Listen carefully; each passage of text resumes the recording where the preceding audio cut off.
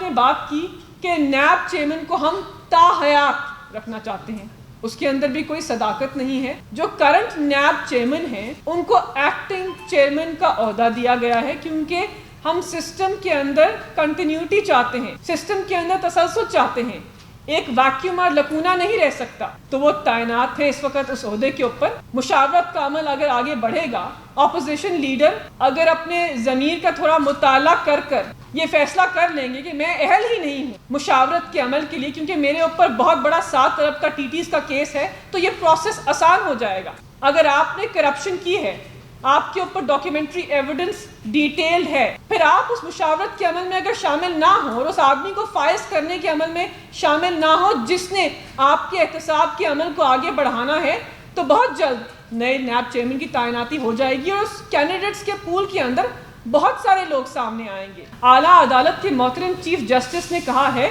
کہ پاکستان کے اندر زیادہ نیب کورٹس کو تشکیل دیں، ان کے احکامات ہیں، ہم ان کے احکامات کے اوپر ان کو قبول کر آگے بڑھا رہے. 30 نیب کورٹس تشکیل دے رہے پہلے فیز میں، اور اس کے بعد 90 عدالتیں اور قیام کریں گے. تو اس کے لیے کینڈیڈیٹس تو زیادہ چاہیے ہوں گے، وہ کہاں سے آئیں گے؟ کوئی نئے لوگ ڈھونڈنے پڑیں گے نا. تو کینڈیڈیٹس کے پول کو وسیع کیا ہے، اس کے اوپر بھی آپ کی تنقید ہے، جو صرف تنقید برائے تنقید ہے.